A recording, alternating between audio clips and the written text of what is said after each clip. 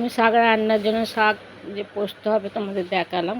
করলাম আনাজ, ক্যাটাল ডানা আলু দিয়ে ছাঁচি কুমড়ো শাকের পোস্ত। তার জন্য আমি কড়া বসিয়ে দিলাম গ্যাস জেলে। কড়া গরম হয়ে গেছে, 5 ফোড়ন তেজপাতা সব দিয়ে দিলাম। দিয়ে এবার ভালো করে ভাজা ভাজা করে নেবো। নিয়ে আনাজটাকে দেবো।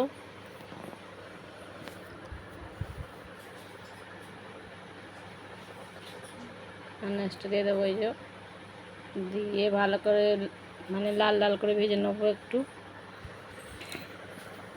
আর এতে সেরকম কিছু মশলা লাগবে না, হলুদ গুঁড়ো, লঙ্কা গুঁড়ো আর আদা বাটা আর একটা কাঁচা লঙ্কা আর সামান্য চিনি আর জিরে গুঁড়ো দিয়েই করব। বেশি ঝাল আমি শাকেতে তো এমনি ঝাল দেয় না, তাও আমি অল্প অল্প করে সব দেবো।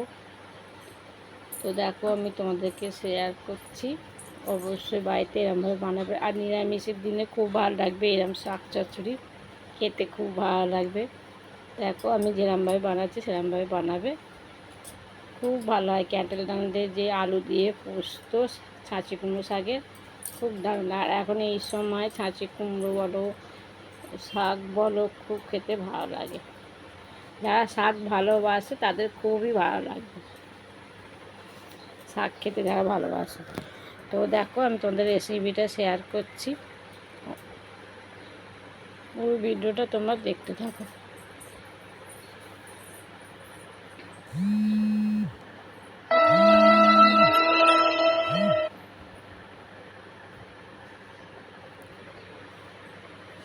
তো এবার আনাজগুলো ভাজা ভাজা গেছে, সব মশলা দিয়ে দিলাম। দিয়ে এবার ছাঁচি কুমড়ো শাক দিয়ে বসিয়ে দিলাম, মানে চাপা দেবো ছাঁচি কুমড়ো শাকগুলো দিয়ে।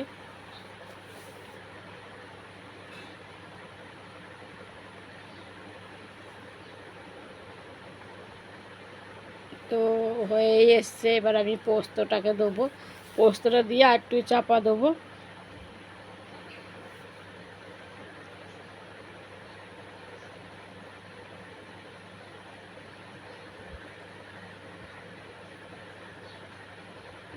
দিয়ে দিলাম, বাটিটা ধুয়েও দিয়ে দিলাম, বাটিটা একটু পোস্ত লেগেছিলো, সেটা জল দিয়ে ধুয়ে দিয়ে দিলাম। এবার আমার ছাঁচি কুমড়ো শাক রান্না রেডি। আর একটু চাপা দিলাম, 2 মিনিটের মতো চাপা দিলাম, একটু নাড়বে নেবো।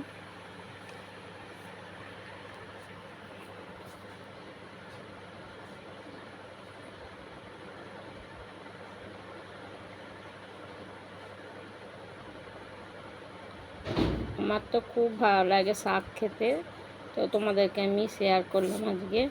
আর অনেক দিন এমনিতেও রান্নার ভিডিও দেওয়ানোর সময় পাই না, এখন একদম মানে রান্নার ভিডিও করার সময় পাই না। আজকে একটু সময় পেয়েছি তো করে তোমাদের দেখাচ্ছি। তো তোমরা অবশ্যই বাড়িতে বানাবে, এরমভাবে খেতে খুব ভালো লাগবে গরম গরম ভাতের সাথে।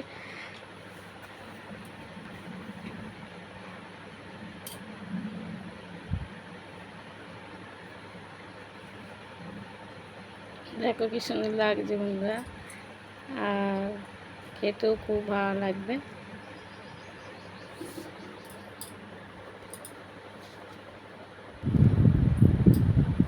তো আমার ক্যাটেল দানা দিয়ে ছাঁচি কুমড়ো শাকের পোস্ত আলু দিয়ে রেডি। তো তোমাদেরকে এখানেই আমি ভিডিওটা শেষ করব। তো ভালো লাগলে একটা লাইক করো বন্ধুরা, আর আমার চ্যানেলটাকে ফলো করো। তো কি দারুণ লাগছে দেখো, খেতেও হেভি লাগবে বন্ধুরা। টাটা, আবার আসবো একটা অন্য কিছু ভিডিও নিয়ে।